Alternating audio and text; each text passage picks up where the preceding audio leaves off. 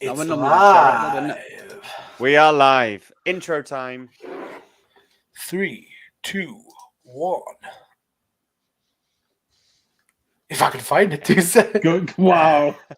Yes, and here it goes. It's time for the Everyman, where real man talk. Let's go. Time to grind, get inside your mind. Yeah, we working overtime. That's the only way to climb. We gon' make it in our prime. Signing on the dotted line, cashing checks left and right. That's the way I'm living life. Hello, good evening, and welcome to the Everyman. Tonight we have a very special guest. We have someone that we know personally, and lots of our listeners probably are aware of. We have Reece Calvert. How are you doing tonight, Reece? Yeah, good. Thanks for having us on as well. No, honestly, mate, it is firstly incredibly brave for you to come on. I know we've just had a bit of a chat there. The fact that you've come on and you're willing to share your story with us tonight is something we are super grateful of. Boys, any thoughts on us getting Reece on? I think it's a really positive start. The fact that Reece is, someone I would call a friend. Obviously, he's been involved in the King's Arms football team as well. So, the fact that we are able to not only get such amazing people in specialities like therapists, sport nutritionists, things like that, people who are in their own field absolutely smash it, but we've actually got everybody, the everyman. And Reece defines the everyman. He's been through highs and lows. So I think it's fantastic that we're getting people on like Reece. So I'm looking forward to it. Yeah, me too. I'm really intrigued as well, because obviously I come to the King's Arms team a lot later than you guys, so you know Rico a lot better than you, so than me even. So I'm keen to hear the story. Really excited. Me and Rico's been out in the past drinking and stuff together and been to the pub and stuff, not so much recently, which I'm sure is something that we're going to delve into. But I think Ethan hit the nail on the head that sometimes it's important to have these conversations with people that have been through things themselves rather than the experts, just to get their perspective on things. So really keen to hear how it goes. For anyone listening as well, Rico is Reece. Just we haven't got two people on the podcast because who's Rico? Shackle and Hyde, innit? Exactly. So yeah, Rico is Reece for anyone listening or watching there. As far as I'm concerned, Rico knows me as the one and only true manager. Is that right, Rico? I'm not sure what that made. Whoa! Before I came on, what the heck? Yeah, I think it's one of those where we've all known you. Well, I've known you now, I'd say, Reece, 3 or 4 years through football, which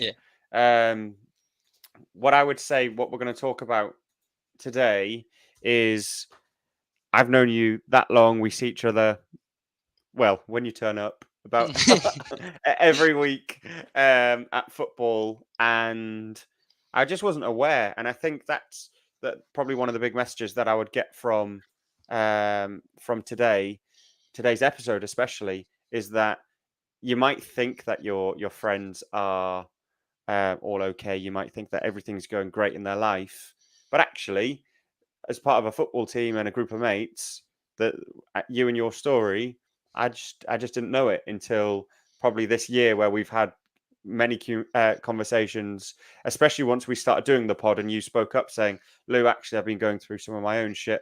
And I think what you guys are doing is really good. And I'd love to come on and share my story. And for whatever reason, it's taken to this point to get you on. And yeah, I'm super excited to get to know probably another layer of you, and maybe a bit deeper than probably where our conversations have been so far. So kicking it off, Reece, the first sort of question before we get into like podcast type talk, how are you? Is everything all right? Yeah, really good. Just had another little baby boy, just less than 2 weeks ago. So I'm still off work. I've got another 2 days off, but it's chaos with three kids in the house at the minute. But yeah, really good. Yeah, how is the little one doing? Because I know he is very new. Yeah, he's class. he's not sleeping too bad.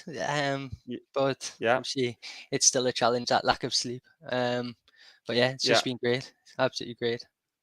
Amazing. And is your missus and the rest of the kids all good? Yeah, perfect. Isabella, who's the middle child, she likes to act up quite a lot, but yeah, she's all four are great.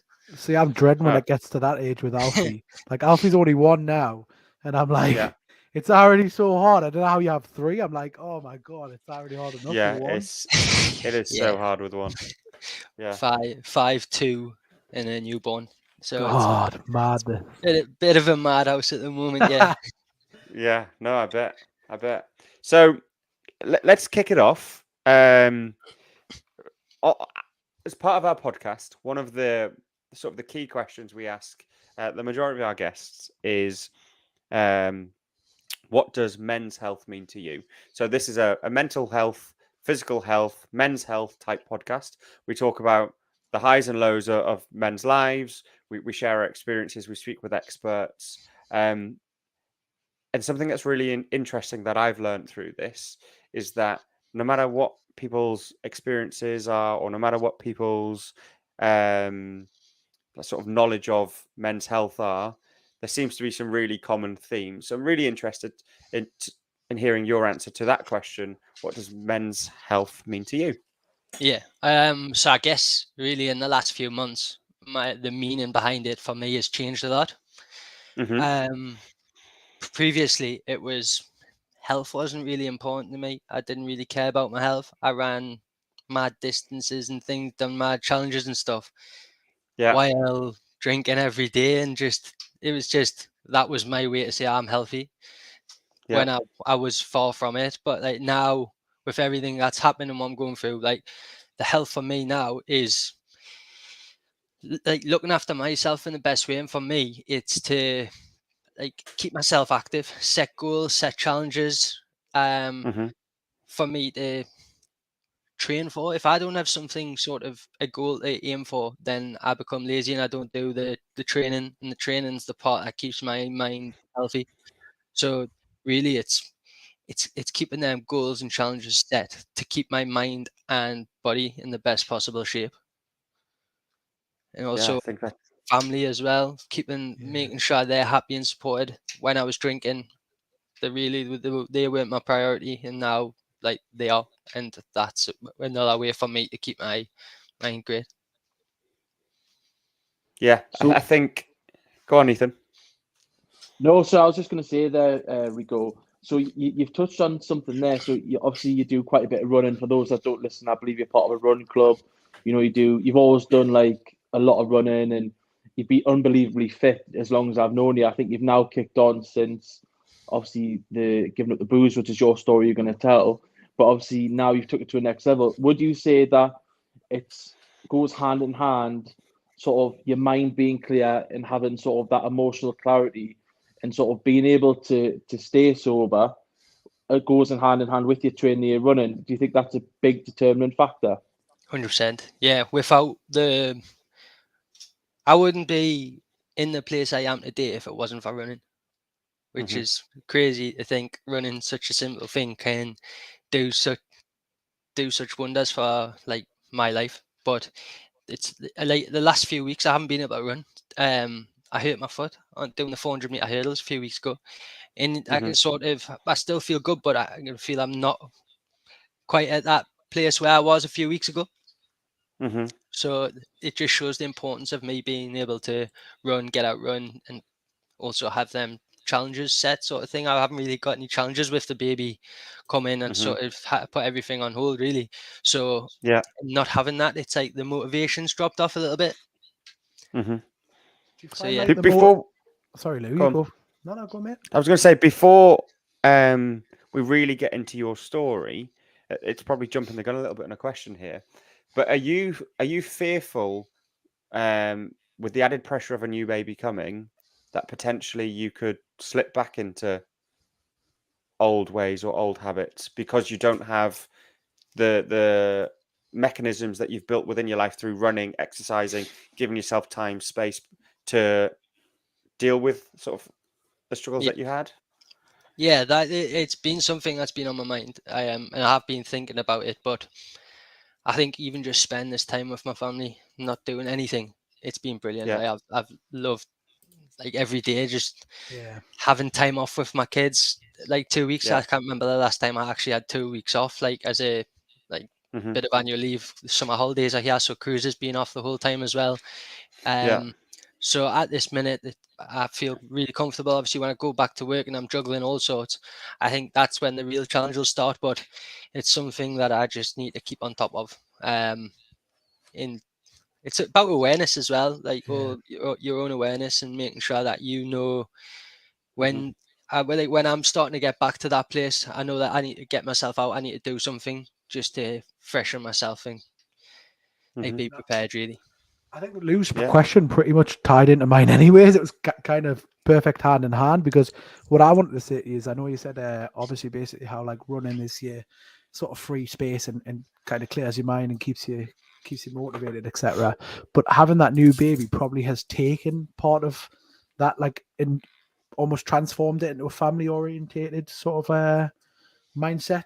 Well, I know Mhm. personally for me anyways, I don't know if it's same for yourself, but having Alfie kind of give us a priority, if that makes sense. yeah, Where I try to use priorities without him, like I had to kind of cope off things that I did. For you, yeah, it's running. For me, it was other things.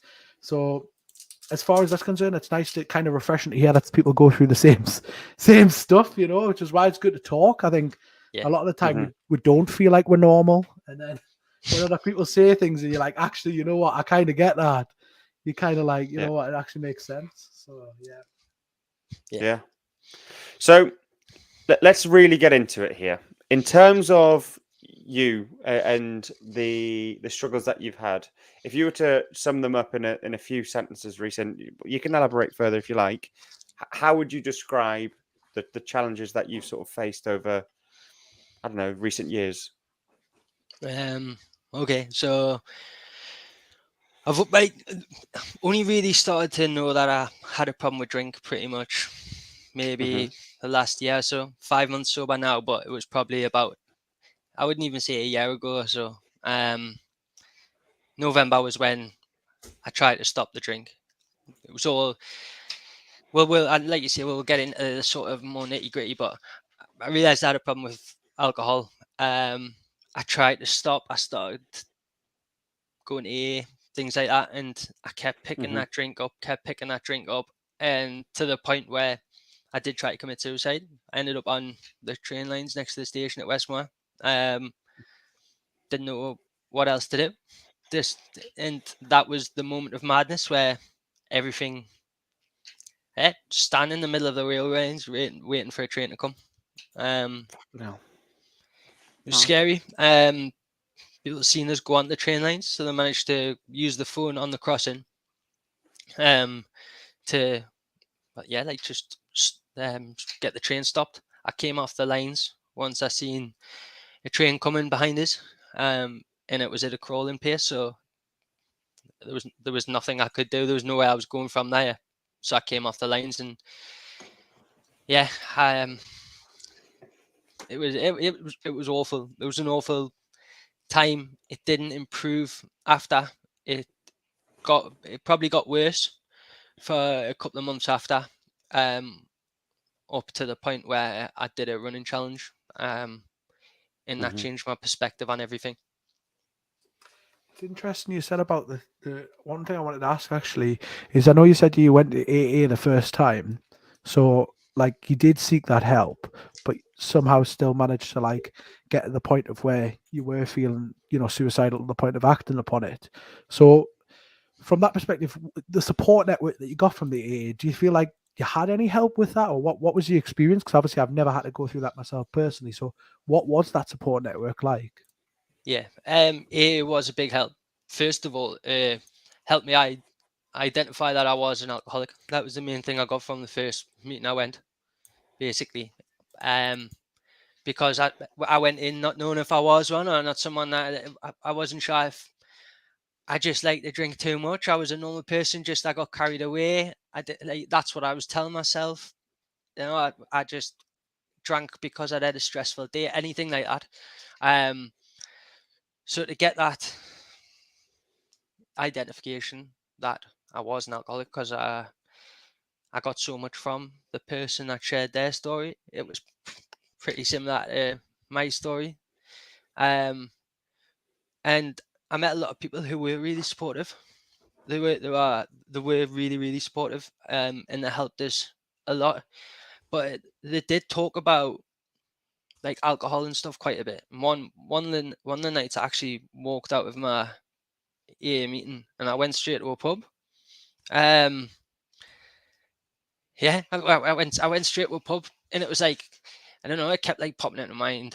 It was alcohol, things like that, and yeah, and I know I'm waffling a bit. Yeah, sorry. That's all right, mate. That's all But right. it's like it was a really it was helpful. But actually, since I've only been once, and that was 2 days after what happened, with the suicide attempt. Mhm. I haven't been back since. I do plan on going back. I think kind of what I've been doing has been working, and I kind of do want to change that. And Mhm. it you've got to be quite committed to AA as well. So I ended up, before the last time I drank, I was trying to do something called 90 meetings in 90 days, because it's meant to be 90 days to change a habit.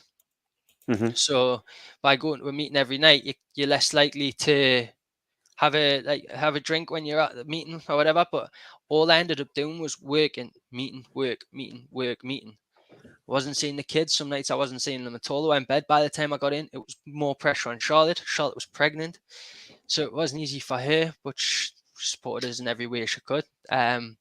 But it was a challenge, and I think it got too much. I think I'd done 22 days sober, and then I'd had a really bad day at work, and I literally I walked past the metro and walked straight into a bar, because I then drank on the Thursday. This was the Thursday night. I decided, right, Newcastle are playing the cup final on Sunday, and I went out on that Sunday, and then that's when it all happened. Rico, Fucking hell, I know, well, Vine, you've summed it very well. Rico, I just want to say, that is incredibly brave what you just said there, mate. Yeah. Especially saying it when you know it's live, people watching on YouTube, Facebook. That is such a massive step in the right direction, mate. So, I just want to thank you for opening up to us as a bunch of pals, and also to anyone who's listening. I know there's been some great comments coming through as well. So that's incredibly brave. I mean, Rico, I'm going to ask you this, and you can tell us to F off if you want. But what got you to the point of your lowest? So I know you've mentioned you went to the train line. Yeah. It's deeply worrying, but the fact that you've come out of it's amazing. But what was your trigger? What made you go there? Was it just What tipped you over the edge? Yeah. What tipped you over the edge? And then what? Yeah, pretty much. I think there's it's quite a long answer to that question. Because it's all to do with how I'd linked drink to everything. So I had a bad day at work, I drank. So this all stemmed pretty much from when I was a chef. You had a good day, you had a bad day, you had any sort of day. You had 4 pints lined up for you on the pass for finishing work. You'd worked 18, 19, 20 hours. And that was your thank you. 4 pints at night. You'd have them 4 pints. You'd go downstairs. You'd have a few more. It could end up being 5 in the morning. You're getting a taxi home, and then you're having an hour's sleep and getting a taxi back to work to do it all again. And it became, I was drinking 6 days a week, pretty much, solid for 7-8 years. And then I stopped being a chef, and I didn't break that habit. I thought, oh well, I'll stop doing that now. I'm not a chef anymore. But it became part of everything. So I guess to get to the lowest, it was, I admitted I had a problem. I said I was going to do something, but I kept picking that drink back up and going back to that place in person. And the more time I spent going back to it and doing it, like the more it was hurting me, because I don't like failing, and I kept failing. And that's what I seen it as. I see myself as a failure. And I guess I used alcohol as a coping mechanism for my mental health. I didn't realize my mental health was in such a shape, like a poor shape as it was, because I always drank when I started feeling bad. Yeah. And I would numb the pain. completely numb it. Like I would cause arguments with Charlotte, so she would go to bed in a huff, sort of thing, or just to get away from us, and that would free me up to drink. I could drink it how I wanted to from that point. And then I could sit up till 3, 4 in the morning on a weeknight, sitting drinking 16 cans of Stella. Wake up, sat up still in the settee, 6 o'clock in the morning, half a can of Stella still in my hand, just drink that, and then get up, get a shower, pretend like nothing happened, and I could go and function. I was a functioning alcoholic. That's what I was. I could still pretend like everything was fine in my life. No one really knew the extent of what I was going through or what I was doing, anything. Yeah. But yeah, I think like when I stopped drinking, I struggled to deal with anything. If I had a bad day at work, I couldn't have a drink, so I didn't have anything there as a coping mechanism. So I wasn't replacing the alcohol with anything. Yeah. So like it just kept getting lower and lower. And then that last time when I drank, it was quite messy. I went to the pub, took Cruz to watch the match. We went home, and I got 4 cans. I had 4 cans in the house. That was a bad idea. I just couldn't stop drinking when I started, and that has always been my problem. And then I'd run out the 4 cans, so I walked to the pub, and then it got like it got to the point where I couldn't have another drink, and I was like, what do I do? What do I do? And like my reaction to that was putting myself on the train lines. I can't deal with this anymore. I'm sick of failing. I'm sick of being a failure. Like I can't keep doing this to me and the people I hurt every time I do it as well. Yeah. And I was hurting a lot of people every time I picked up that drink, but I was really trying as well. And I think they all knew I was really trying, but I was still feeling and I was still hurting them. And I knew I was, and that's kind of what got me from there to there. Yeah. Do you know when you reflect back at that time? Yeah. Do you now understand why you were failing? I kind of haven't got to the stage yet of looking back fully through it and sort of trying to analyze it yet. I guess I wasn't. I don't.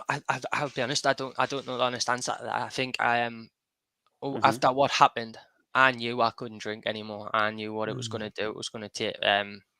It was going to take my kid's dad away from them. It was going to take my unborn kid's dad away from them. It was going to leave Charlotte in a bad position. No dad to help support 3 kids, support her. It was going to all my mum, dad, stepdad, my brother, sister, everyone. It would have been horrible. So I knew that I had to stop that drink to be alive. If I didn't, then I was gonna hurt too many people. So that's when I it was easy to stop because I knew I couldn't do it. Whereas I was still sort of in that doubt because on the Thursday night I had a few pints and it was like, actually, I went to the pub. I came home at the time I said I was going to. Maybe I just needed a little break. I was constantly battling with, you are an alcoholic, or actually you just lost a bit of control a few too many times, but like you've had a break and now you're better for it. When actually I was never better for it. I was never better. I was a horrible person when I drank as well. So I'm trying to fix everything, and it's hard as well. What I would say, so that there's two replies to that. Firstly, stop being so hard on yourself as your mate and someone who cares about you. Like really stop being so hard on yourself and don't try and change everything. So you can't change your whole life and be a completely different person. So don't try and put yourself under that pressure, and you certainly can't do it in a day. It's going to take a lot longer and time and reflection and almost unlearning the habits that you've previously had. And things like going to the pub and all that sort of stuff after football or watching football or social life. Us as a group of mates, our social life is going out on the piss together. That's what we do. And that's what we've all done since we were 16, 17, 18-year-old. And that's really hard. So then you need to find new ways to socialize. And again, that takes time. But a big thing that I've learned through my experiences and someone much wiser than me once told me, with addiction, you only really can start to overcome addiction by hitting bottom. So you need to hit bottom. You need to lose everything, or you need to. It needs to slap you so hard in the face where you accept it, because what you've said is absolutely something that I can relate to, and other people that have been around who've suffered with addiction.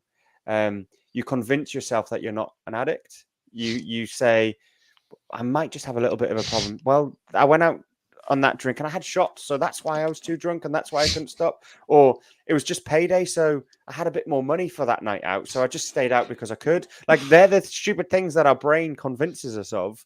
And the next morning when you're in the doghouse with your missus, you'll go, oh, I'm not going to drink again. Yeah, look, I'm so sorry. And you would go and tell her, because you could, look, you're right, I'll never drink again, I'm so sorry. But that bit of time from that night out to the next night out then convinces you that you're okay. Of course, look, Charlotte, honestly, I'll be in by 9 this time, and that next time you might even get in by 9.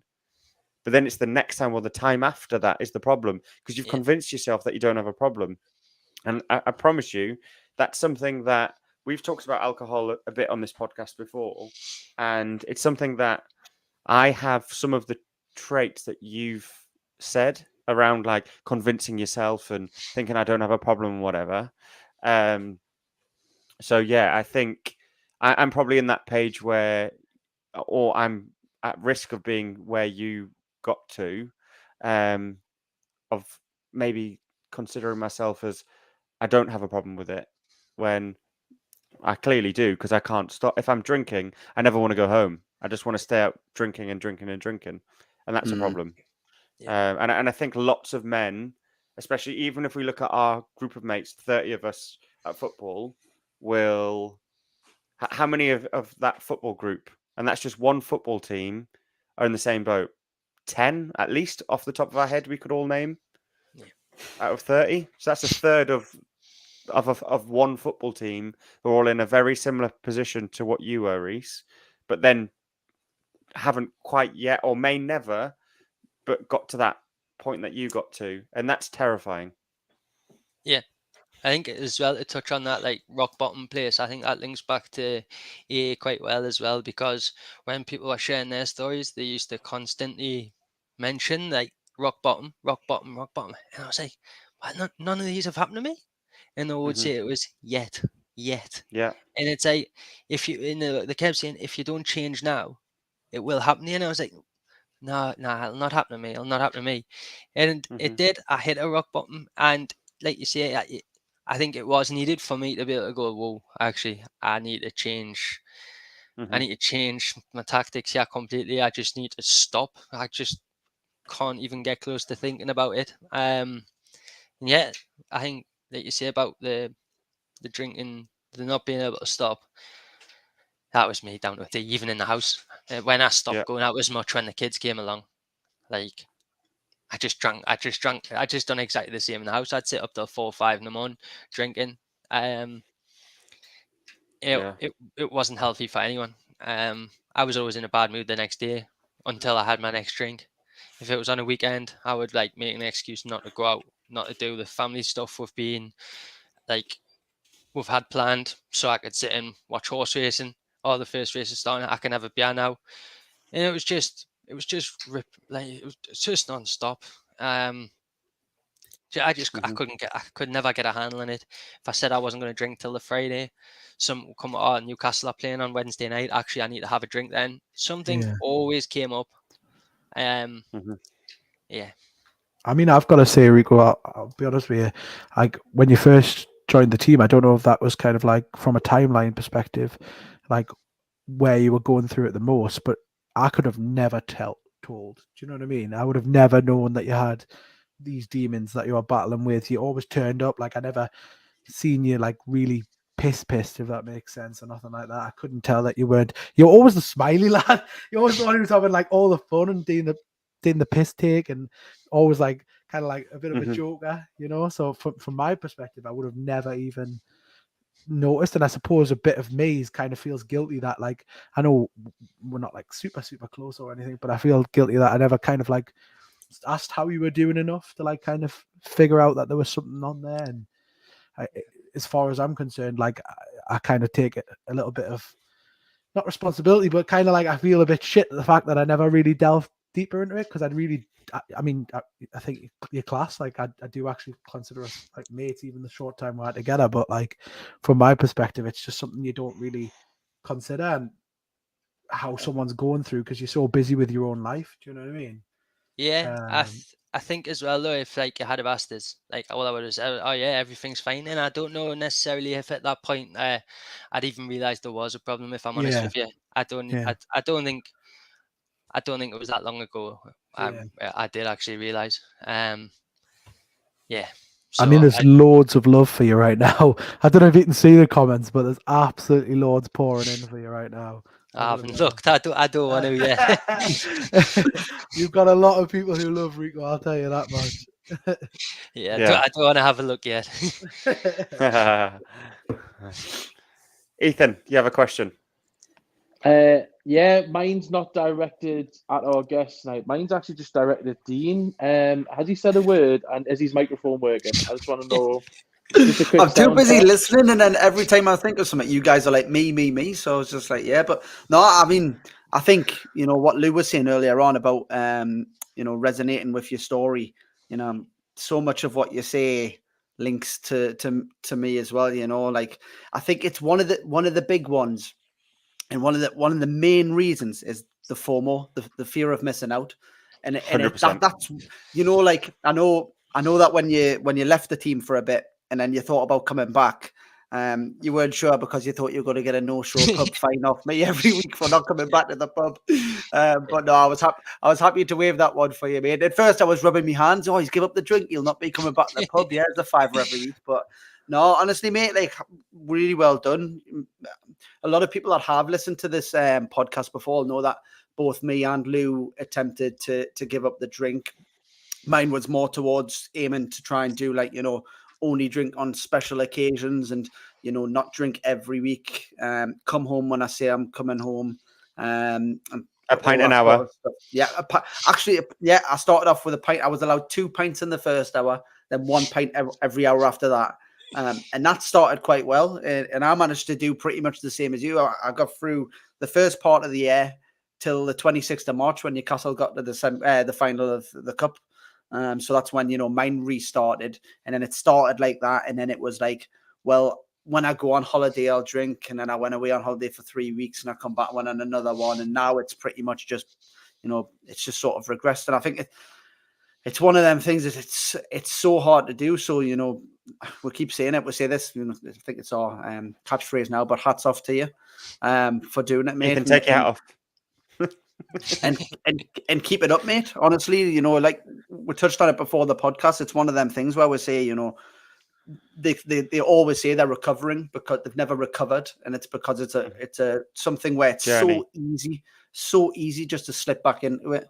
But the FOMO, you didn't come to you come to the first part of the end of season 2, had a couple of non-alcoholics and then took off, and I applaud you for that because I don't think I could do it. It's the FOMO, isn't it? That's the challenge. And I think, Dean, it's because we haven't hit with our alcohol, and hopefully we never do. Let's be honest, but we haven't hit rock bottom, and you have to hit rock bottom, I think, to accept that you have a problem, and that's the challenge. Reece, I think that is a great first introduction to your issue and the battles that you have currently. But I think I would like to take that back a little bit earlier. Yeah. Understand your early life with alcohol. When did you first start drinking? What did that look like? Was there anything was there relatives that were drinkers in your family that made you think that was acceptable and that was the cool thing to do? Just tell us a little bit more around your early sort of interactions with alcohol and if that's potentially put you in a situation where alcohol was a bit of a problem for you. Yeah, I had a great childhood. Family were great. My mum and dad did split up when I was young. I can't remember. I was young, but stepdad came to life. He's been amazing. That school, primary school, it was good, really good. Started high school, and I actually went to St. Mary's High School, and I changed in year 7 because I was bullied. Changing schools wasn't the easiest, but it was actually better because I played football with a lot of the lads. I knew them, like quite a lot of the people that were there, so it was actually alright to settle in. But then I found myself acting the class clown a lot. My confidence was really low. It always had been, really, and I think through when I started acting the clown and stuff, it was to try and make people like us. And I don't know, it sort of changed who I was. I wasn't the person that I was acting constantly. And that sort of continued, really. And then I ended up doing sort of daft and dafter stuff. And then I think I was probably about 15 when I had my first drink, 3 litres of Strongbow, I think it was. The good old days. Aye. And we're 15 and you think you're so cool drinking £3 bottle of 3 litres. 3 litre bottle of Strongbow it was, and I bought in Subway next to the train lines. Great, eh? But that was a good memory, you know. I think that wasn't a bad one. My second memory, that was that was a different story. Put half a bottle of vodka into a small Oasis bottle and just necked it in one.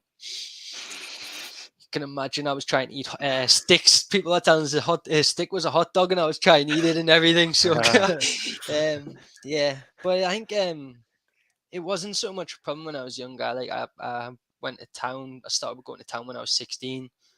Yeah. But it wasn't very often. I wasn't really drinking. Well, I wasn't drinking through the week or anything. I was drinking on weekends. My dad got a pub, so then I ended up there pretty much Friday to Sunday night.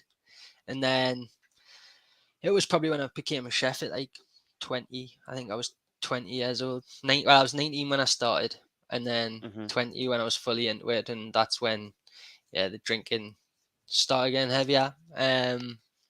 But going back to, like you say, like I was in pubs quite a bit through because of Newcastle. I had season ticket at Newcastle. What was it? I was had it with my dad, his mates, and a couple of my dad's mates' sons, and we were in the pub quite a lot. I don't know if that's had an effect or anything, but I did think it was cool and stuff. So I guess it possibly has had a bit of an influence. Thought, oh yeah, this looks really cool. This looks fun. What's this to drink? And I always wanted a drink. I always wanted to steal the pint instead of drinking Coke because it looked fun. So I guess yeah, it probably does have a little bit of an effect. I think obviously the pub stands out as one, but that would be an obvious one for us to touch upon. The one that actually rung true with me more than anything was the changing school, playing a class clown and acting like someone else, showing off, putting a front on, because that's what drink does. It does it to all of us. Like I'm a fairly confident person. I will talk to anyone. I'll talk shit like the best of us. And I'll talk even more shit like the best of us when I've had a drink. And alcohol almost is like pouring petrol on a fire to that part of your personality.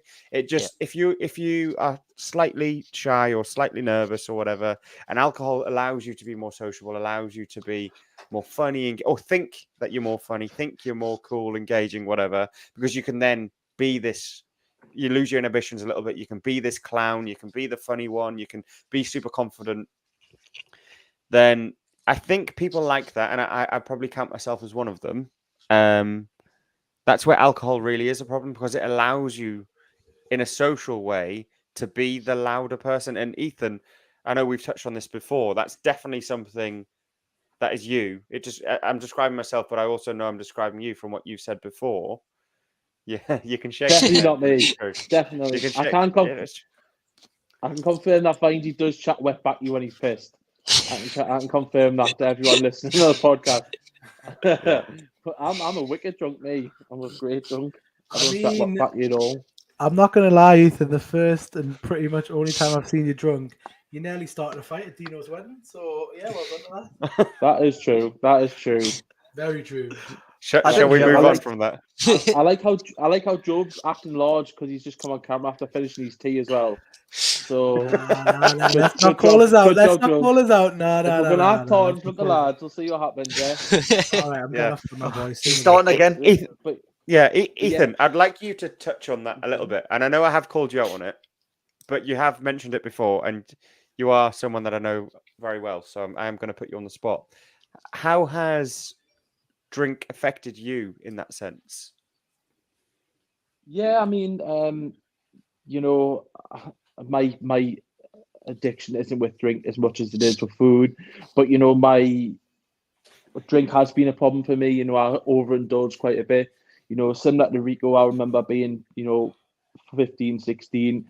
My mum didn't let me drink. She didn't want me to drink, but obviously starting hanging around with a crowd that you want to try and impress. So you get your half-litre bottles of blends, and you put in your Boost bottles or your Oasis bottles. You get your 3 litres of Frosty Jacks or Strongbow. You play Edward Cider Hands, and you do that stuff.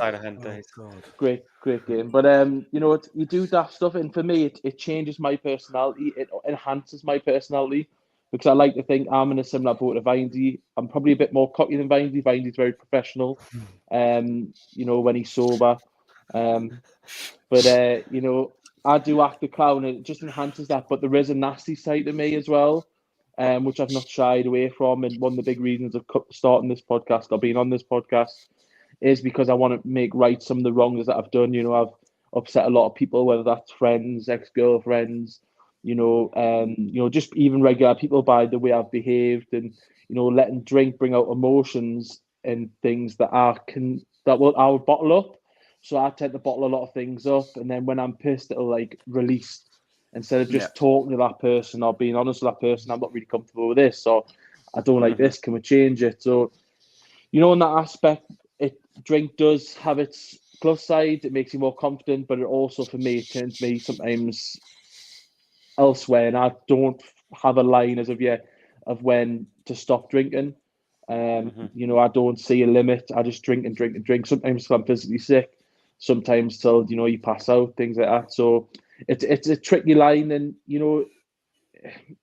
alcohol is a depressant as well. So let's not beat around the bush. It's not, although it does make someone quite happy, and it does make people in the moment. Well, in the moment it does, but it is a depressant. And some of the stuff that Rico was saying, the way that he can continue and do his life to life job, it astounds me. Especially, obviously, I know I'm probably a little bit older than you, Rico. In that sense, I think. Can't remember. I think it's only about a year, isn't it? It's only a year. I'm 30. Ricky, you're nearly 30, aren't you? Yeah, no, 30. I am. I'm 30. We're 30. Jesus, see that even makes it even worse, because if I have a drink now, I'm out the game. I am out the game for a week. I'm eating everything in sight. I'm watching everything on TV. I'm not really going to the gym. I turn into proper Dan Ray when that happens. I just eat and watch TV. But yeah, I don't know how you could function. That's the thing that I can't get over, is the amount of potential you were drinking, and like you say, you would just function normally. I mean, was there any at all pushback from your body? Like, was there any weight gain? Was there any sort of, were you down in the, obviously I know eventually you got to the point of suicide thoughts, but during being a chef and things like that, did you ever have thoughts like that when you were in the mainstream of it all? I mean, if you wouldn't mind opening up about that. Yeah, so in the madness, really, no. I guess I was that busy with everything, chef, however many hours of the day, and then just drink. And that was a constant cycle. On my one day off, I would just pretty much sleep and watch telly in bed. That's all I would do. So the tiredness, that was pretty much it. The tiredness was all I ever really got. Well, that was from when I was a chef or after. And when I'd stopped being a chef and just done my 9-to-5 job, that just meant I could drink earlier. And I still didn't finish drinking earlier because I was starting drinking earlier. I was just drinking for longer. I was just drinking more. But I guess when I did finish later, all I done was drink faster. It was I was never sort of missed out on drinking. If it was sort of towards the end as well, I was sort of trying not to drink through the week. And then because I wasn't drinking through the week, Monday to Thursday, Friday, I would just sit up till 5 a.m, sit and drink 16 cans and some rum or whatever, just because I hadn't drank through the week. So I was like, oh, well, I can drink as much as I want on the weekend, start drinking at 12 o'clock lunchtime, drink all the way through until I pass out on the settee, pretty much. That was my life. It was just constant. Like, oh, I haven't drank this week. Okay, so now I can just make up for it on the weekend. It was just, but there wasn't any sort of tiredness. Like I was ratty with Charlotte. I was ratty with the kids. It was unfair on them all the time. I was just tired constantly. I never felt fresh, and that's one of the main things I've got from this. It's like it's I'm obviously I'm nowhere near perfect or anything like that, but I am a lot calmer with the kids. I'm a lot better with the kids. I'm a lot calmer with Charlotte, a lot better with Charlotte. It's just that's the main thing I've got from it. And yes, I've lost weight as well. I think I've probably lost about 2 stone since November time. Class. Well done, mate. And like my belly, everyone will know about me belly. I always used to say when I did my running that was my fuel storage. Well, I've lost that, but I guess I can still do my run without that fuel storage. Yeah. It was odd, right? Because even Dean, I'm going to call you into this as well. The pair of you, the rest of your body, right, is probably 12 stone. If you look at the rest of your body, your weight is probably 12 stone. You look at your belly, and not you now, Reece, anymore, but even Dean's, right? The weight only sits on your guts. It's actually quite funny because if people seen like a chest up or a waist down, they think they're in decent shape then, to be fair. But it just sits on your gut, doesn't it? But I'm really bad for mine. Like, literally this little square of my body, just everything there, nothing on my arms or my legs or anything. It's ridiculous. Yeah. Rico, we are going to shout someone out here. So Scott McKinnon has said, proud of how far Rico has come. I've never met him, but speak to him almost every day. We support each other. His story is amazing, and he should be proud. Yeah. No, thanks, Scott. There's been lots of comments like that, but I think, Scott, that deserves a shout out, mate. Thank you for sharing that. Rico, what I would be keen to understand, so I know we've jumped from sort of where you were at sort of your worst point. We've gone back to sort of childhood and maybe understanding some of that.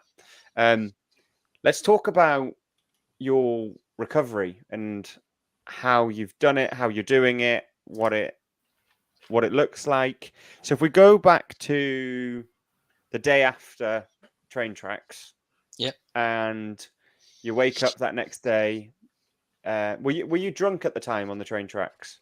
Yeah. So you're drunk on the time. So you've probably woken up with a bit of a hangover. Is that right? Still drunk.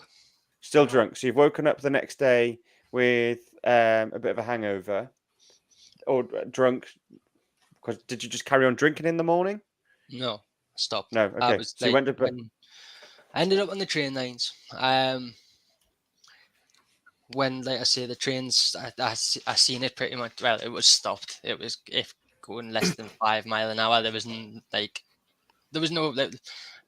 could do. There was no point in staying on the trains. All I was doing was just disrupting everything. Mm-hmm. Came off the train lines, and then my mum lives around the corner where I am now. My office is set up in here. Just separates work from home. I found that quite useful as well. But yeah, back there, I came here. One of my mates, Jordan, I can't really remember if he seen us off the train lines or he met us here. And then I found out the police were coming. So I hit a bit of panic mode, and I said I was going to the toilet, but I knew I had some cans and from like the last time I drank that I said I was getting Danugo in the garage. So I went and grabbed one of them and drank one, and then got another one and sat with it. And then like the police turned up outside the door. So I got rid of the can and spoke to them, basically asked for help and stuff. That wasn't great. Probably didn't really get the support that I thought I was going to get from that. What, from the police? Yeah. Wow. I was meant to get referred to the crisis team. Wow. And they never done it. So I woke up in the morning. I went downstairs. I stayed in the spare bedroom here. Spoke to my mum, and then I walked home, and they had it. I know I just had it. I had to walk across the train lines to get home, and Fucking hell. that was a pretty weird experience, to be honest with you. Did Then I anyone got- walk with you? No, I wanted to kind of be on my own.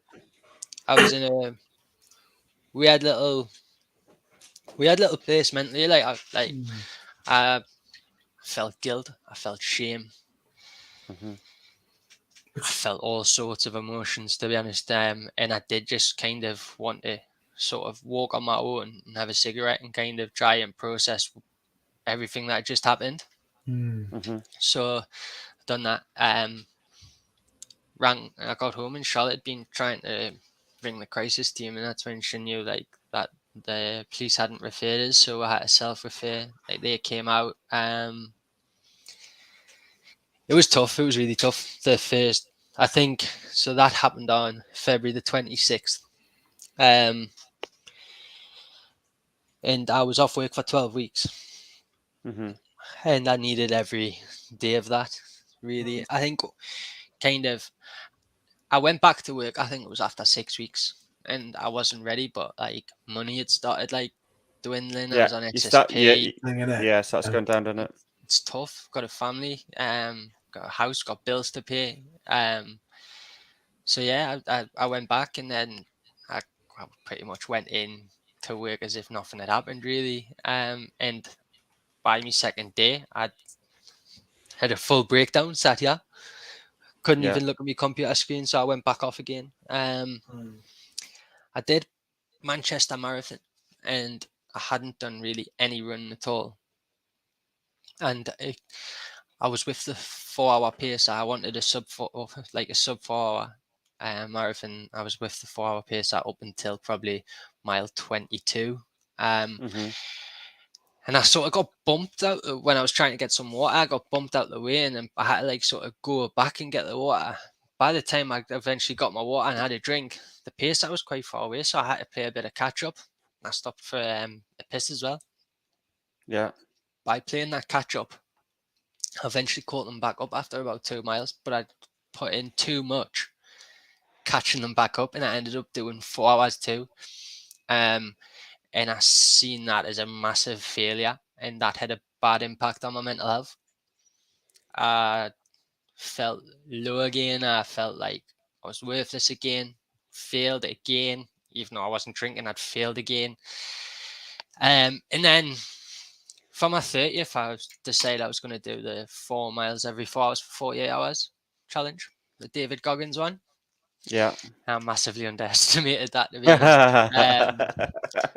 But it did help us get through not drinking on my birthday. I went through my 30th and didn't have a single drink. So, when I was doing Mate, this 2 days Incredible. Well done. Incredible. after, I think Yeah. I'd been planning my 30th for a good few years, and I think I really struggled with the thought that I wasn't going to be allowed to drink on my 30th. But do you know when you say weren't allowed? I have to interrupt you there. Is that allowed by yourself or allowed by others? So this was kind of before that night.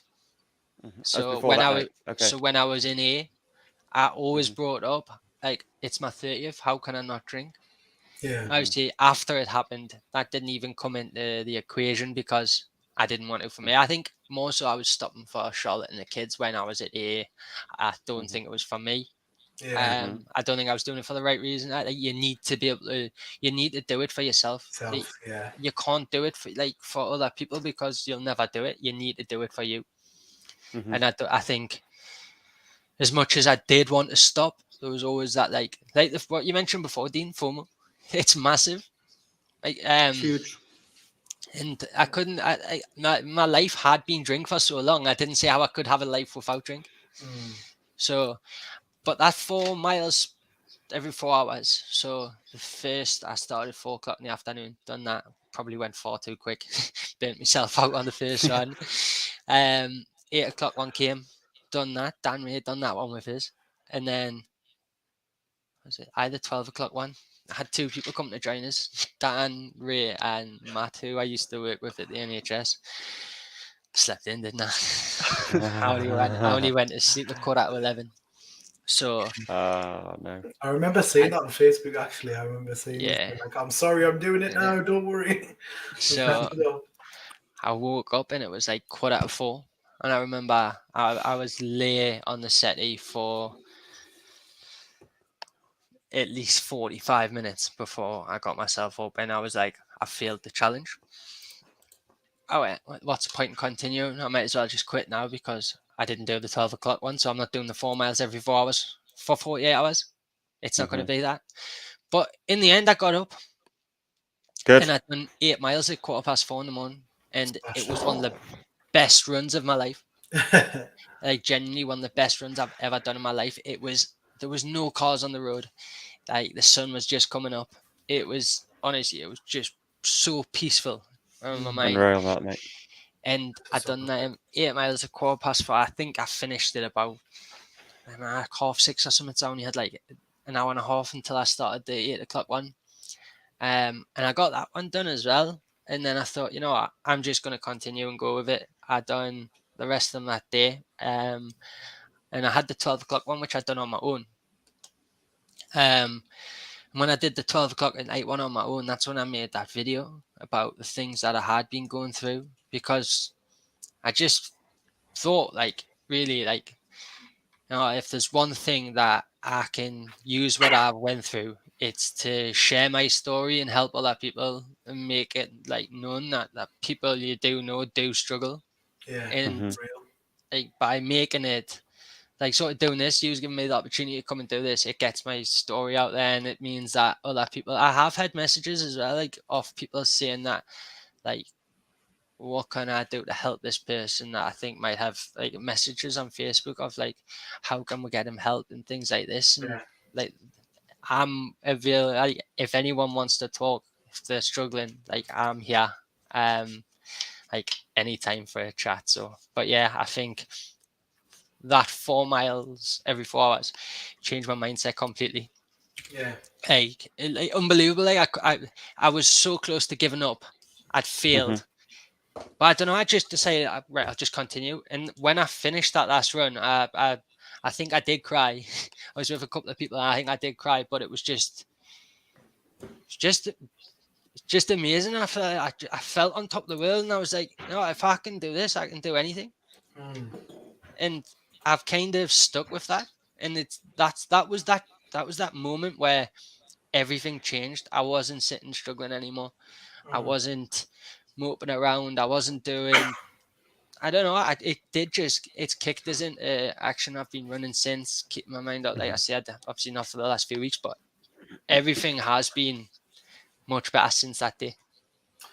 You don't mind us asking, Rico? I know you kind of mentioned earlier about like your partner and the kids and stuff like that. How has it affected, like, in terms of, especially at your lowest point, how has it like directly affected them, and what sort of support network have they been here in terms? I mean, you don't have to answer if it's too much or whatever, but no, it's fine. As far as like how it's affected them, it's obviously affected them massively. Sort of when I was drinking and everything was revolved around drink, I would force arguments with Charlotte so she would go to bed so I could drink normally, because I would slow myself down when she was awake. I would be like, it's fine. I'm just having one every 45 minutes to an hour, or whatever. Whereas really, I was drinking them every 15 minutes when she was in bed. I was just pretending. It was just that's what life of alcoholism is. It's just like lying to the people around you about what you're actually doing. Pretend I was taking the dog for a nice long walk, and I was actually walking the printworks and having 2-3 pints. It stopped my son from getting a really good childhood, really, because, and possibly like my daughter for a little bit, but like mainly Cruz missed out more because I would spend Saturdays drinking rather than going on family days, and that's what we're trying to change now. Charlotte as well. Of course, like I say, many an argument with her, sent her out of bed, probably affected her mental health and stuff as well, just because I was selfish. And that's what I was. I was completely selfish about the whole thing. And I didn't even realize it until like I'm now getting sober. I haven't realized any of it. It's tough to look back and see how impactful you've had, like your drinking's had on people you love. Yeah, it is tough to look back and think on, but it has affected them massively. Obviously, as well, like the drinking, the suicide and stuff, that had a massive effect on everyone. It was awful. But everything's better now. I genuinely can't tell you how much like everything's improved since I stopped drinking. Like I'm a lot more calm. I'm not snappy anymore because I'm not as tired. I'm a little bit more snappy and tired at the minute with the newborn, but yeah. it genuinely, like, everything is improving, and their lives, I hope, are getting better because I'm not as tired and snappy with my kids either. And if I was sitting watching a horse race and you wanted to talk this up, and I had a little bit hungover, I'd be like, no, leave us alone. Daddy's watching the race or whatever. And now it's not. Like, I suppose that sort of touches on the gambling aspect as well, which I've knocked on the head to an extent. That's great, Rico. I mean, I know obviously the gambling's something else I want to touch on. Just something I want to deep dive into, and like I say, anything you don't want to talk about me, feel free to just tell us the F off. But, you know, we've spoken in the past about the people on this podcast who've got partners. So obviously Dean's got a wife, Joby and Vines, you've got girlfriends or partners. You know, and we've spoke about the support network. Now, in the past, if I had a girlfriend, I've not opened up to her, and I've let it bottle up and I've exploded, and it's caused arguments. I've upset them. Whereas Joby, I'm just going to pick on Joby here. His girlfriend is his ultimate support network. Literally. She's his number one cheerleader. She's his number one friend. You know, she'll pick him up when he's down and she'll clap for him when he's up.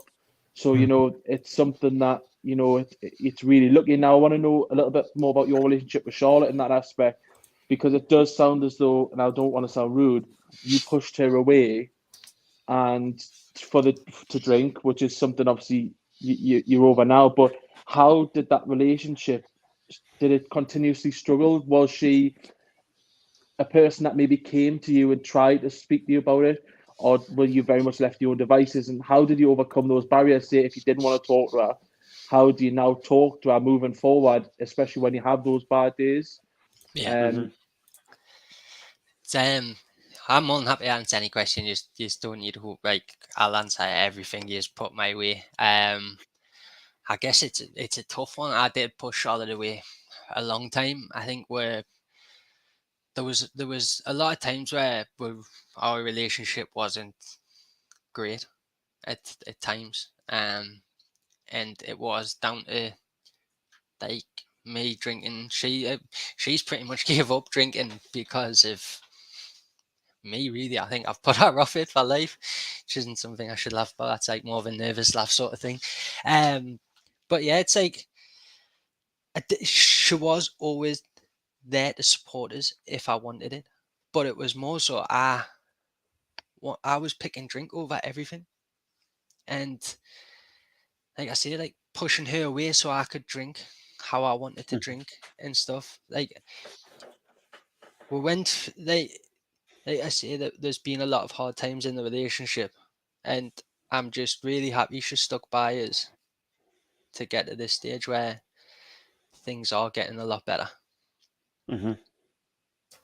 Yeah, 100%. If she can stick with you when you were an alcoholic and pushed her away, then what is it going to be like when you're prioritizing her and your family and you're living a much more happier life?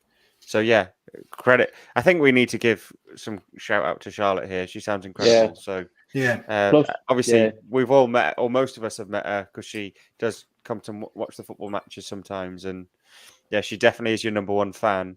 Even though the boys will all give you abuse from the sidelines when you miss a few sitters, I feel like Charlotte's still the one clapping and cheering you on. So she gives us loads of grief as well. As she should. As she should, mate. Yeah, as she should. She's gorgeous as well, by the way. I'll let you off with a few. Whoa! Hold on a second. I don't give Rico abuse because he's birds on the sideline and I'm trying to chat her up. Like, Ali, I could have finished that, you know, darling. You're not wrong. Yeah. God. You can keep her entertained, mate. I'll try, mate. Don't worry. I think Joby's question was really good around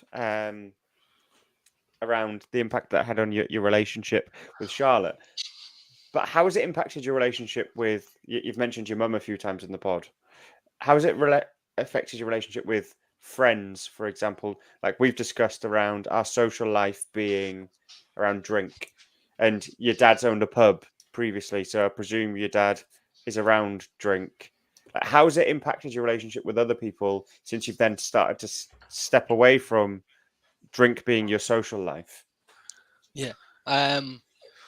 So we'll go with my mum first. So it's really affected her a lot. So when I was 20, 21, first major drinking incident happened. I flipped my car a few times on the Tyne Bridge. I'd like been out on the Saturday night, got up to go to work. I just started a new job on the Monday. This was this Sunday morning. I didn't get in till like 5:30, and I went to get the bus. At Westmore, realised it was Sunday service, but obviously I was still drunk, so don't process things there. No.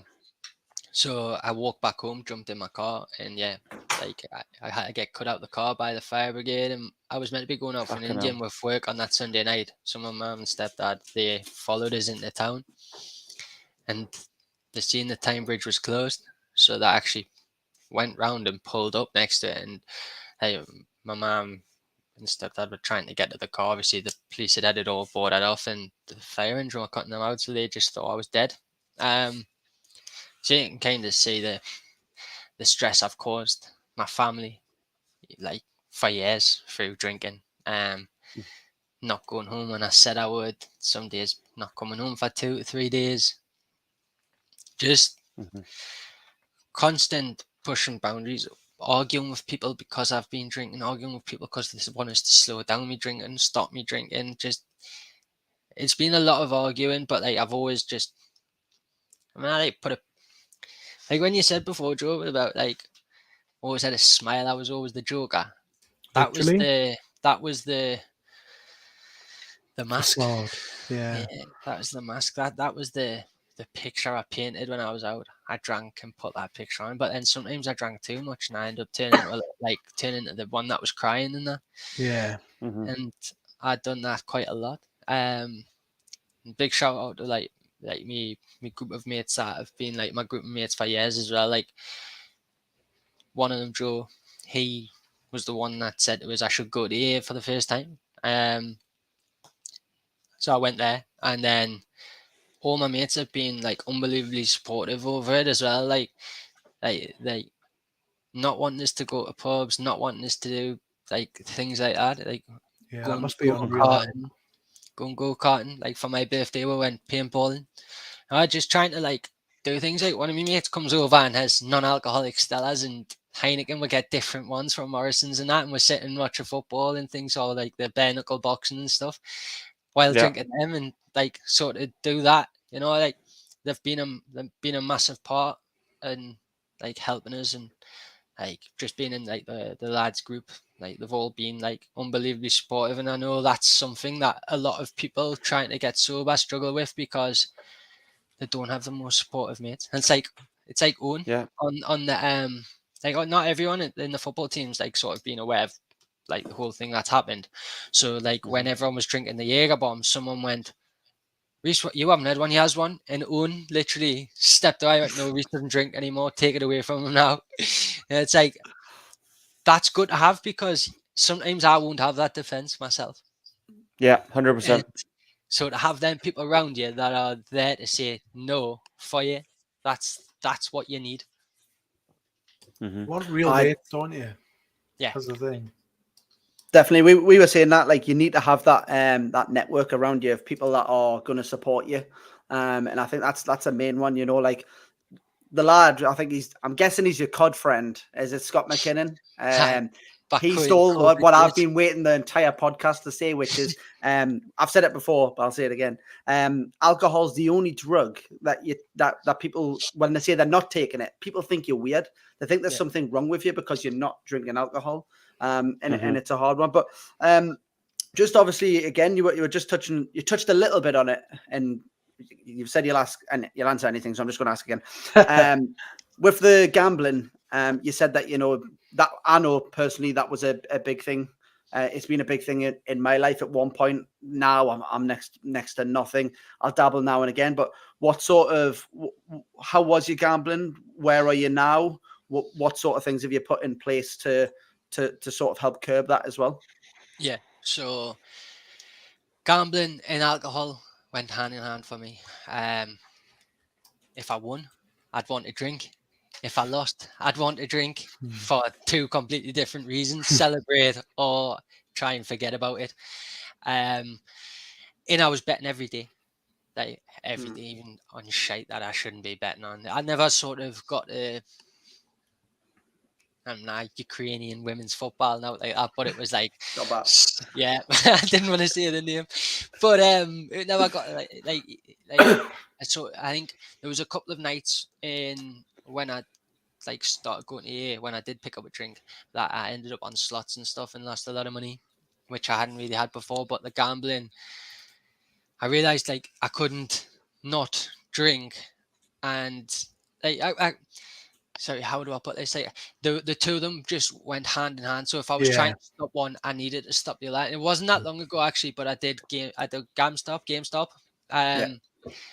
and it's much easier because I don't have access to be able to just go on and put a bet on. And if I won a bet, what I would do is I would then use that money and bet on other horses. I would just throw that away. I would never win. I never would win. And I think it was, I looked at my my profit and loss, and it was only £800 down over a year. And obviously that is still a lot of money, but it was more about how much I'd spent on just that one site. It was probably $4,500 on just that one site, and I had about 9 apps. So I that's when I realized look, I need to knock this on the head. And I've popped in the shop at the bookies a couple of times and put a couple of horses on that I fancied or something like that, but it keeps us in control of what I'm spending, rather than sort of being able to just do Apple Pay as free as you want, because with Apple Pay you don't even know what you spend. You just double click on a button and you've got a horse on. Yeah, I think that did become a massive problem, just how frequent it was, how much money I was throwing away. I think the last £10 that I had in my bank, I would put on a horse to try and make it 50, so then I could have a bet and buy beer.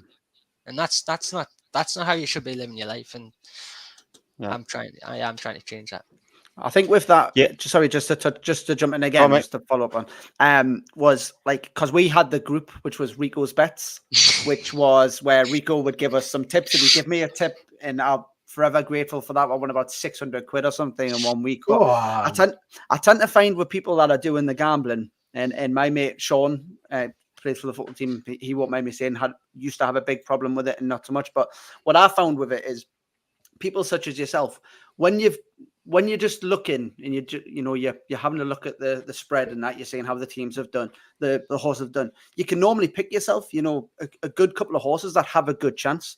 But you touched on that point of, once you get a winner, it gets to a Wednesday and you're thinking, there's nothing really you fancy, but you're just looking for something that you can bet on. So you're stretching what you think is going to win. Whereas when you're checking the form and you're seeing how everything's going, you can probably pick one, but it's that sitting there thinking, I've got a tenner, I'll just hide on that. I think that's when a lot of the problems with the gambling start to happen, when you're just looking for things to bet on rather than having a specific thing that you're looking for, 100%. Yeah, I completely agree with that. And it did start where I would go to the bookies and put a 5 accumulator on a Saturday on the football before I knew anything about horses. Still don't know much, clearly, because I've picked a few losers as well. But it's the same as the alcohol. The progression happens quickly, and it just goes from progressing quickly to the point where, whoa, it's too much. And that's been something that's happened quite a lot in my life. I've got a very addictive personality. No. I get hooked on things far too easily. But yeah. Actually, Rico, someone just asked a question for you. It was Angela. She said, if you could offer one piece of advice to anyone else starting this journey like myself and my partner. My partner is 7 months sober. Congratulations, by the way. And I am 3 months. Also, congratulations. It's not very easy to start that process. We both stopped for different reasons. He stopped for reasons a bit like Rico, and I stopped just because I doesn't agree with me and to support my partner. What piece of advice would you say would probably be the biggest help for them? First of all, congratulations to you both, because 3 months and 7 months is a long time. Yeah. And Unreal. the best bit of advice, so for me it's running, but it's to find your replacement that you can like get the similar sort of Buzz. buzz from. Yeah, so like, I get like, running just sort of clears my mind, everything, but for some people it's boxing. You need to find like your like bit of fix. I've done a bit of boxing, I've been playing football with you, like I've been doing quite a few different things, and it's just the actual exercise all in all. That's what helps me. And yeah, it does actually quite enjoy the non-alcoholic drinks as well. They do help, but I know a lot of people don't recommend them. What's your favorite How does- so far? Sorry? I said, which is your favorite so far? Which is the best? Well, the Copperbig tastes no different at all. The Stella tastes no different at all. I only just found that at the weekend. And it's great. And the Heineken Zero. Nice. Sorry, Dino. No, it was me. I was going to say. Oh, sorry, Lee.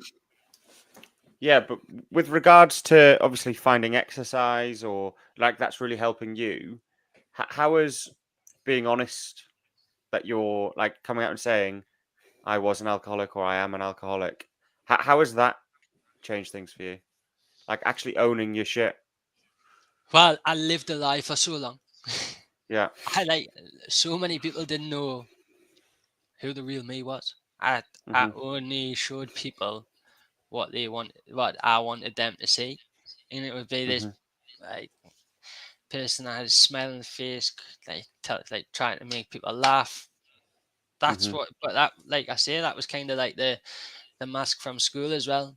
You know, like that character continued sort of, as you said, like the drink sort of gives you that power, and that's what it always did. So being honest, that when I posted that video and the comments I got on it, it was what blew my mind, and that helped unbelievably. Like that sort of the mindset change from doing the running and stuff. I got the same sort of similar thing from the comments that I got from people for being honest. It does massively help showing that vulnerable side. And I got messages of people like telling us like their struggles as well, and what they've like sort of past problems and different sort of struggles with addiction, like things like that.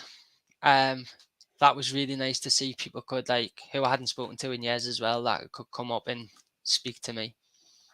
Because that's what I want. I want people to be able to come and like approach us if they're struggling, if they need help with anything, if they want to ask us any questions. That's what I want to use my experience for. Yeah. Top man. I think Ethan's got one. No, I think leading on there, we go just about the aftercare and the help you've received. So obviously, with regards to the drink aspect, I know obviously you've mentioned there the police pretty much no help. I mean, I'm not really surprised, but we've had a conversation, a brief one, albeit over text, about potentials, and I'm not going to say what the conversation was, but about support you were getting. And I mentioned BetterHelp, which is an app, which is like a paid app you can go on and you can pay to speak to people who are paid professionals. I hope you don't mind me sharing that. Because the NHS is so backed up, how was your process getting help, if you don't want me asking, and also the journey itself, just to share to anyone that may be thinking about going on that journey themselves? Yeah, I think, like you say, the NHS is very, very stretched. So I didn't. So there's only really a couple of options that you can do. So after speaking to the doctors, it was self-referred to talking therapies. but the waiting list was 9 months on that. I actually got referred to NTRP, which is like the recovery partnership. So that like I went in, spoke to someone like about staying sober, blah blah blah. I started taking some tablets as well, which sort of helped with the cravings for alcohol. So I've only recently just stopped them, and taking taking tablets for my mental health as well. But I haven't actually seen anyone because I was waiting to see a counsellor through NTRP, and I still haven't heard anything now. So I don't know. I like I said, I haven't had any sort of counselling, anything like that. There is big waiting list. So if you really are struggling, I guess like you can ring Samaritans and things like that. But if you do have the money and stuff, to go private is definitely a better option, because it can be a long waiting. And I know the waiting as well. That really affected me at the start. I kept asking for help off all these different professionals, and I was getting none. And that was putting us back, because I was getting told, oh, look, this will happen.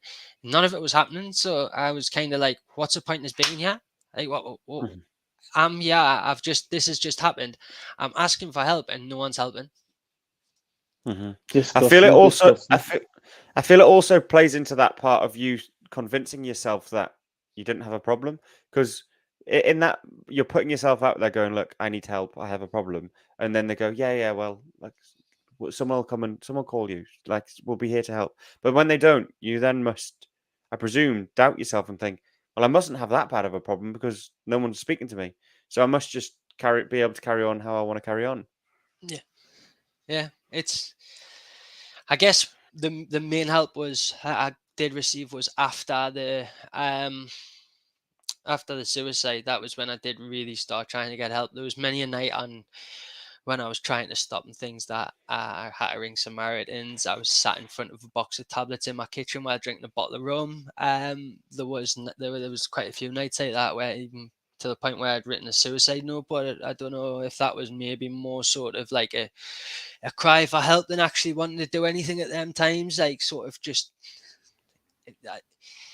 like when I called different places and stuff, I found that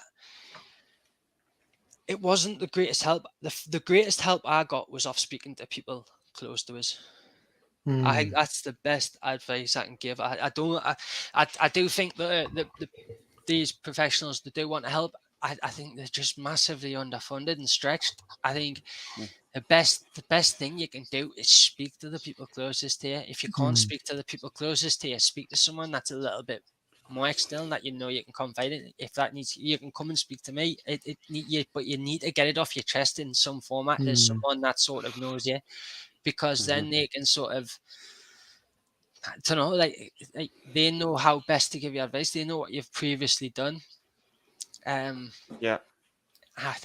genuinely think like that they were the best conversations I had, and some of the best times when I got talked down on nights out. It was, I'd spoke to Samaritans, and then I still felt the same way. And then I spoke to like my mate Joe in Australia one night, and he talked us well down for 2 hours while he was at work.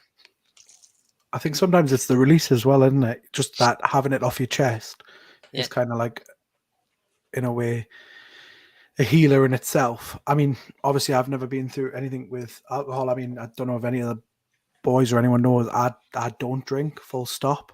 Never really have. I mean, I've drank occasionally, but most of mine is that a conscious thing now? Like you won't drink at all? So mine's strange, because I don't know how much I want to really say or share, but growing up, I had someone in my life who was very like bad with alcohol, if that makes sense.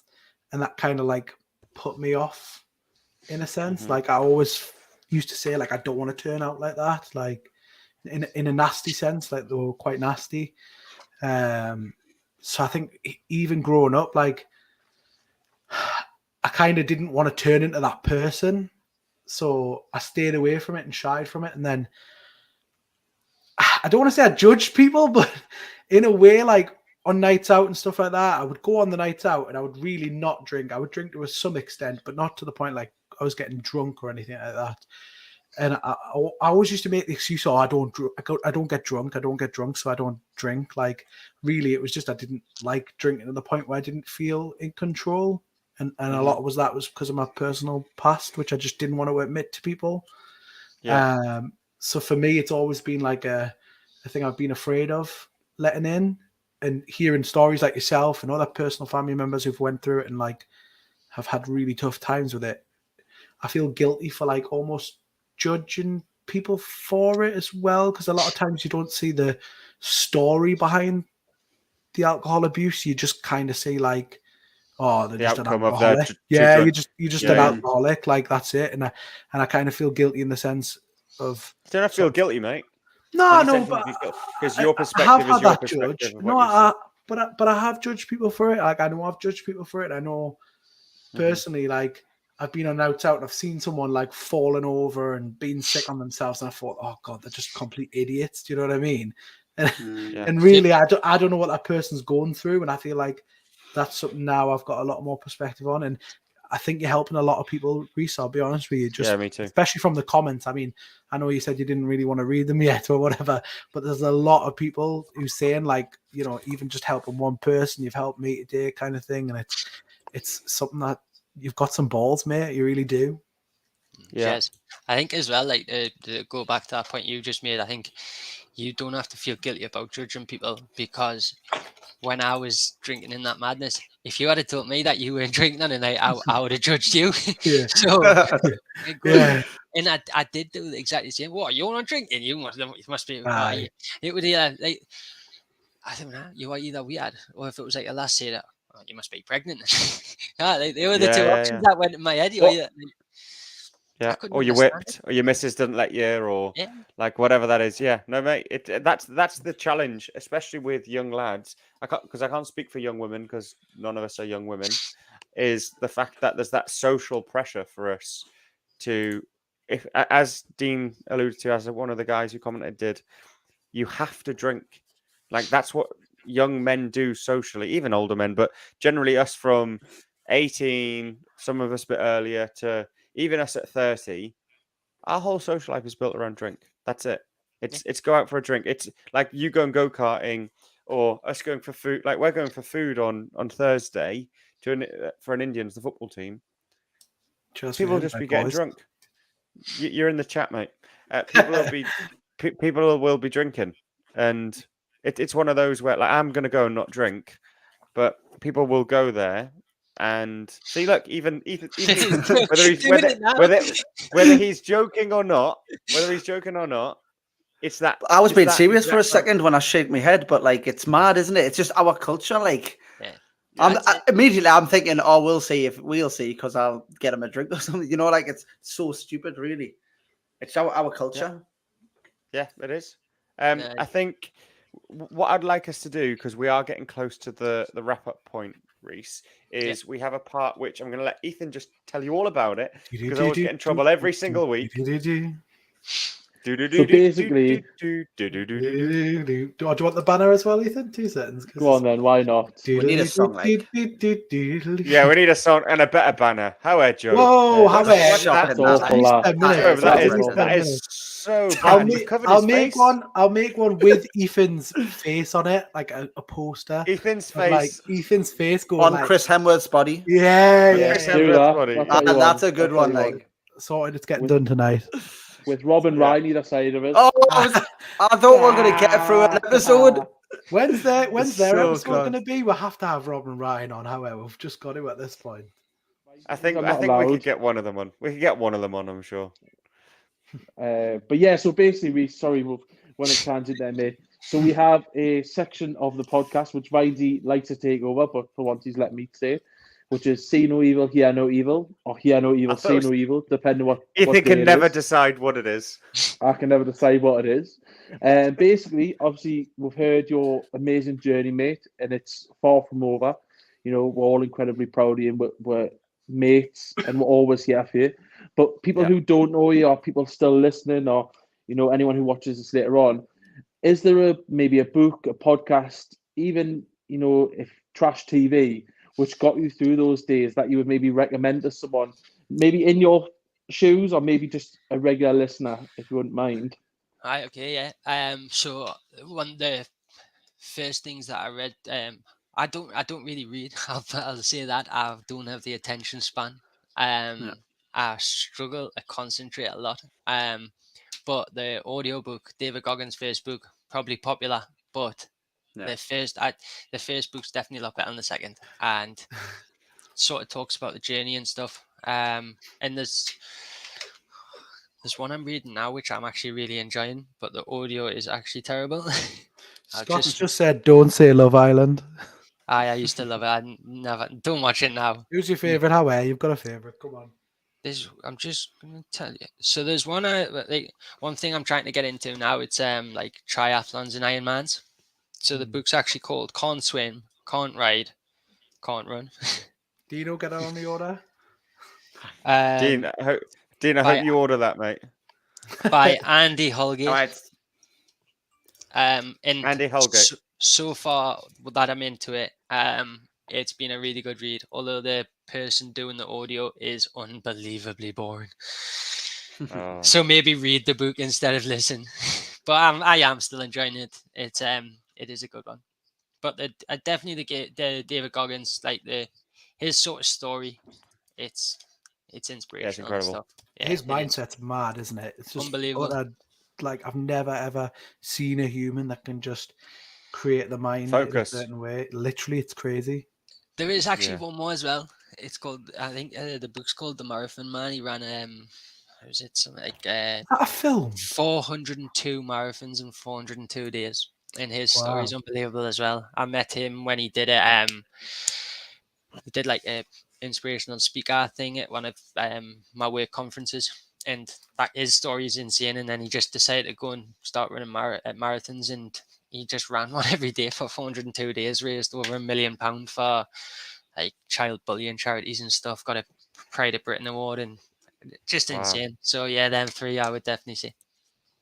Class, Rico, thanks for the recommendations. Dino's got them on pre-order. Be here tomorrow, Amazon Prime. Just the one for you, mate. We don't need you. Yeah, never read them. Just one for you, mate. A recommendation. I don't usually do this, but something, unless you've not read it, maybe you can get the audiobook, but something called Finding Ultra by Rich Roll. He's a guy who struggled with addiction. He's overcome a lot. I won't tell his story for him. The book is phenomenal. That's something I would maybe get added to your list, mate, and maybe you can take some solace and inspiration from that book if you haven't already had a chance to listen or read into anyone else. Finding Ultra, yeah, by Rich Roll. We take note. If not, I'll text you after. I'll definitely get onto that one. Yeah, if you wouldn't mind dropping us a text, please. I will. Don't worry, mate. Top man. Yeah, so we're probably at the end of the podcast now, and before we get to the closing thoughts, I just want to say thanks, mate. And I mean that, for sharing your story with real honesty, no holes barred. You've not tried to hide anything, not tried to cover anything up. You've been as raw and as honest as we could expect anyone to be. And we, as a podcast, and I'm sure the guest, as the listeners will feel the same, it's been really moving for me. And especially when you opened up straight away saying you were on the train tracks waiting for a train, I was like, holy shit, this was levels. And I know we've spoke about that before, but actually hearing you say that, mate, yeah, your story's incredible. The things you do in your everyday life to not just inspire yourself to live a better life, you inspire me as one of your mates.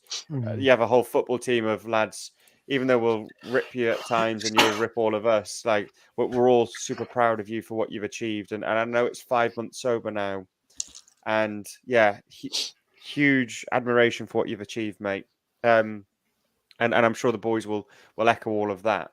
Is there any sort of closing message you would have to anyone who's maybe struggling or going through certain things that you might have felt before, and in terms of what they could potentially do or take from this episode? Oh, thanks very much. Thanks for giving us the platform to share my message as well. And obviously doing my first ever podcast with you boys. Smashed it, mate. I know as well that we all mates, spend pretty much see us every week. So you have made it really easy. So thanks very much. But yeah, I guess it's trying to find that replacement. You need to try and replace that time that you would normally spend drinking with something else. It is a challenge. I'm not gonna pussyfoot around it and say like you'll be fine, but yeah, you will get through it. You really will. It's difficult. It is, but you just need to find that replacement and speak to the people you're closest to. Really do, because it will help you a lot. And if you're struggling to speak to anyone and you need someone, you can drop me a message anyway. Any way you want, just anyone can drop me a message, and I can't judge anyone with everything that I've done and said. So Yeah.